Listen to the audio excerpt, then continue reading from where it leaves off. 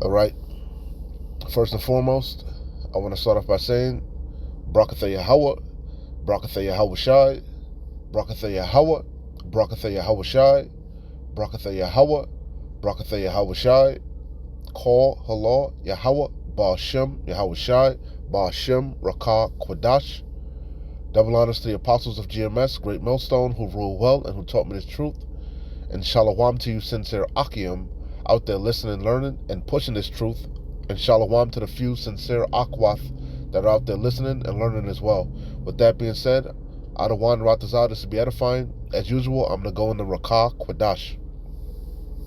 And I saw this popped up in my news feed from the first post. And it reads, well, you can see on the screen, it says, Gunmen Storm Ecuador TV Studio. Gunmen storm Ecuador TV studio. So it says, watch. Gunmen open fire on live TV in Ecuador. President declares internal armed conflict. So I'll read a little bit of the description. I'm not going to play the video. I don't want to get copyright stricken. But when you watch this video, you can see, hey man, for those of you black only Israelites, BOI, you completely bugged the hell out. Yasharallah is scattered amongst the four corners of the earth, and the Latin Kingdom, Gad, the North American Indians, the Seminole Indians, they are definitely part of the House of Israel, man. Okay, now of course there's tares mixed in amongst the all the tribes, man, Northern and Southern Kingdom. But you know, the so-called indigenous tribes, they are the Israelites, man, of the of the Caribbean, North and South America. You know, they are part of the kingdom, man. They are tells you in what is that? In the Apocrypha, it tells you that they went to the land where no man ever dwelt to try to keep the commandments after the Assyrian captivity. But I say all that because when you watch the video, you can see they were acting like a bunch of niggas, man. Ninjas, Salaki. They was acting, throwing up gang signs and shit, just like, hey, man. And we've been around the tribes, man. You know, we've been around Ephraim, Issachar, Manasseh. You know, Simeon, Zebulon. I worked around Zebulonites. You know, and Asherites and stuff. They definitely Israelites, man. You know, you bugged out. you BOI Israelites, black only Israelites, are definitely bugged the hell out. You know, not to mention you got Israelites that are gonna come back looking like some of the heathen nations. Okay, the Israelite foreigners, but their seed goes back to one of the 12 patriarchs. You know, so Salakia for that rant. But yeah, if you when you watch this video, like I said, I'm not gonna watch it. I don't want to get copyright stricken. Let me see if I could show you a clip real quick, an example. Okay, you see I paused it right there so you can see. See how you can kind of see it in the still shot. They got everybody laid down and they throwing up gang signs and shit. You know, they was acting like a bunch of niggas, man. you know, definitely Jake, man. You know, bugged out, but still Jake's nonetheless. Act like just like a nigga in the hood, man, in Chirac or whatever, you know, or over there in Compton or Watts or whatever, you know. Anyway, so it says a watch. Gunmen open fire on live TV in Ecuador. President declares internal armed conflict.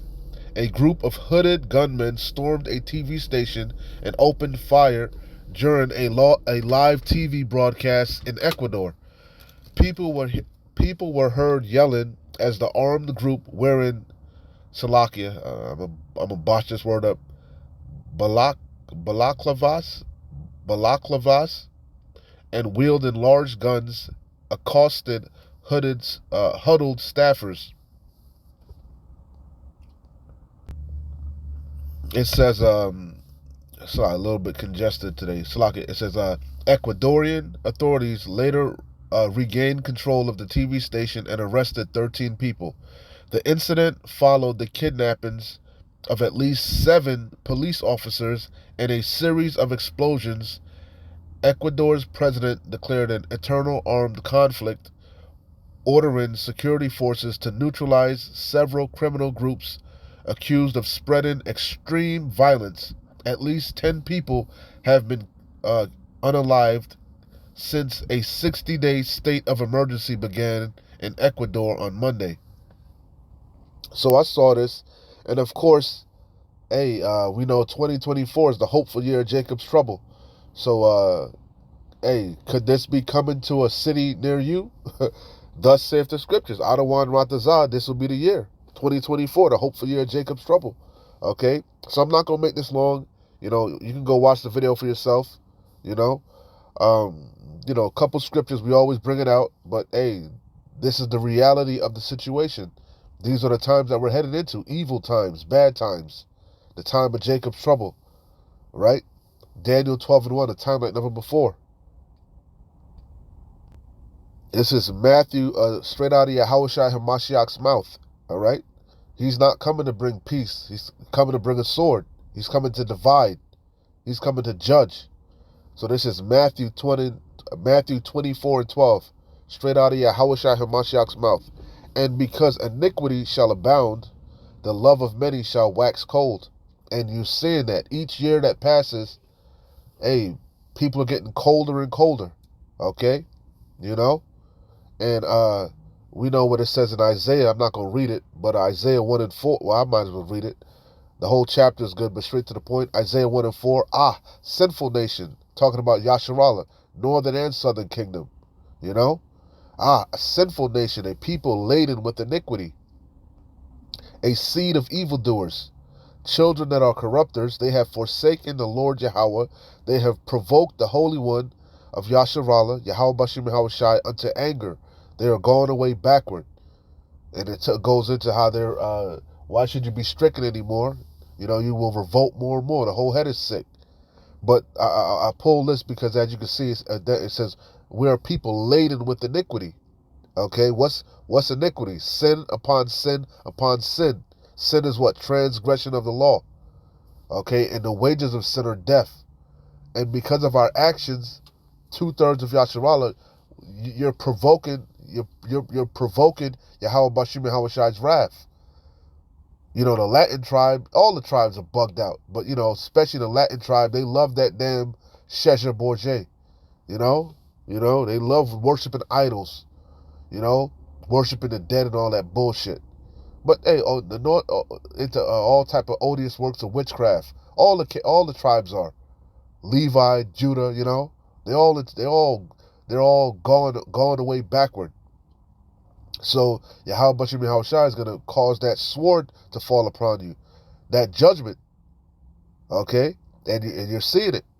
You're seeing it. Could 2024 be that year? Adawan Ratazah, it is the beginning of Jacob's trouble. So I'm gonna close out here. You know, we know it, but hey, this is 2nd Ezra 15, 2nd Ezra 16, strictly going into Jacob's trouble. All right, and this time is quickly approaching. 2nd Ezra 15, verse 14. Woe means destruction. Woe to the world and them that dwell therein, because Jacob's trouble is going to affect the whole world, like we keep saying.